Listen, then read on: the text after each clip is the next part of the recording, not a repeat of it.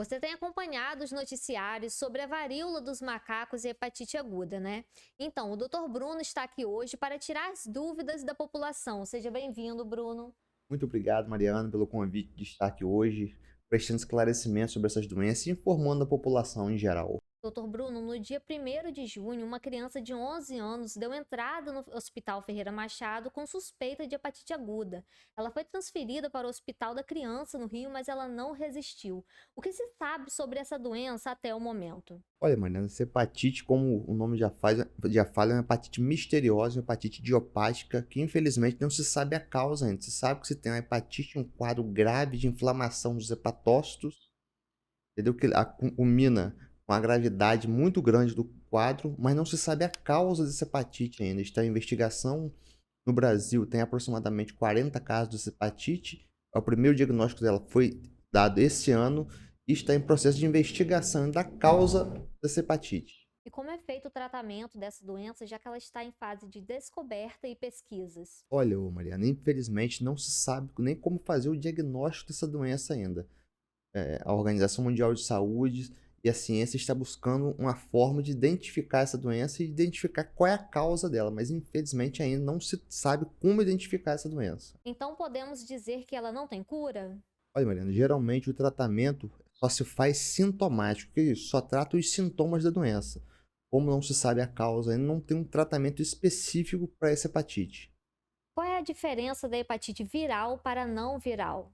Mariana, a maioria das hepatites são virais. Existe hepatite antes causada por medicamentos, mas hepatite medicamentosa, tem isso também.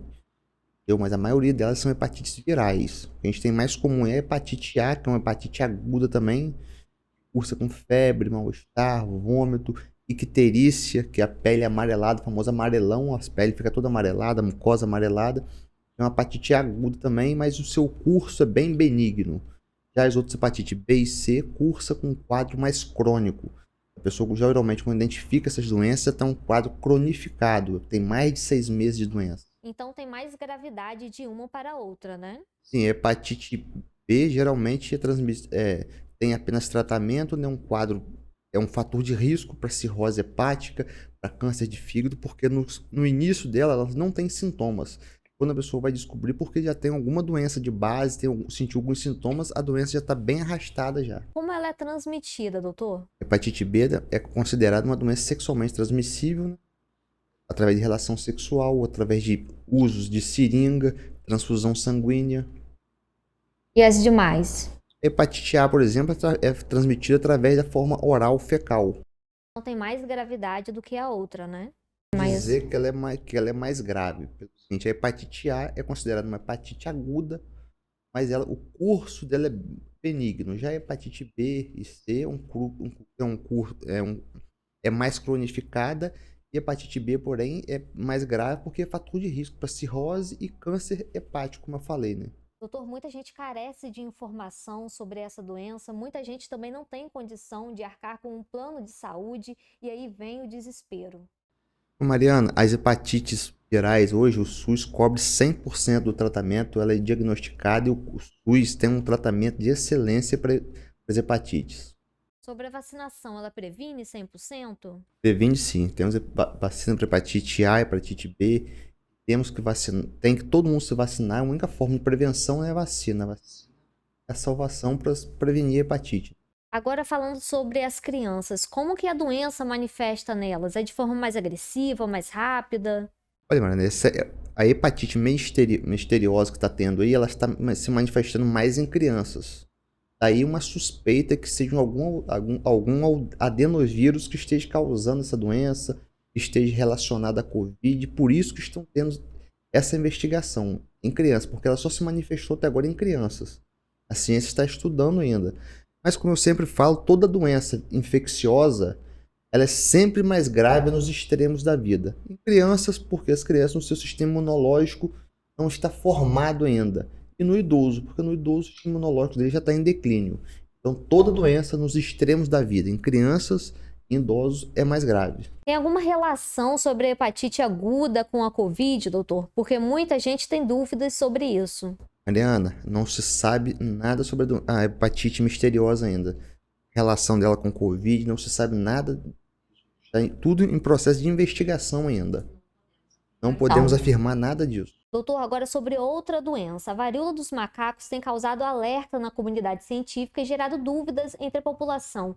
O que é a varíola dos macacos? A varíola dos macacos é transmitida ao homem, como fala que é dos macacos, mas é transmitida de pessoa a pessoa através de perdigotas. Mas não temos motivo para criar pânico em cima dessa doença, tendo em vista que o vírus, a transmissão dele é muito lenta. Com certeza nós não teremos um caso de surto mundial, uma pandemia mundial por causa dessa doença. E a doença também cursa de forma bem benigna. Em 99% dos casos a pessoa se recupera 100%, ela só é um pouco mais grave. Tem algumas pessoas imunodeprimidas que têm imunidade baixa. Não temos motivos para ter esse alarde todo. Essa doença foi inserida agora de novo porque a vacina que previne contra a varíola dos homens é a mesma vacina que previne contra a varíola dos macacos. Só que a varíola dos homens foi erradicada, felizmente, aproximadamente 40 anos atrás. E com isso se parou a vacinação. Você falou sobre a imunidade. A pessoa que tem a imunidade baixa, ela tem mais chances de ter essa doença? Ela tem mais chance de ter doença, não é só essa doença infecciosa, como qualquer doença infecciosa, e a chance de desenvolver o quadro grave da doença é muito maior. Sobre o tratamento, dependendo do grau da doença, ela pode tratar em casa? Na maioria das vezes, Mariana, a pessoa trata até em casa, né? O tratamento dela é só sintomáticos, né? O que é sintomático? É remédio só para prevenir os sintomas. Um remédio para febre, remédio para diminuir o prurido, que dá muita coceira no corpo, e aguardar, se hidratar bastante, uma alimentação saudável, e aguardar que a doença, como eu falei, na maioria das vezes, tem uma remissão em 100% dos casos.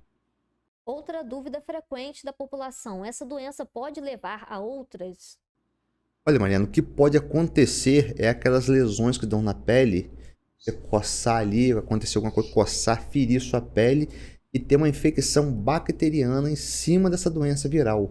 Uma bactéria que fica na pele entrar ali e causar uma infecção chamada infecção oportunista.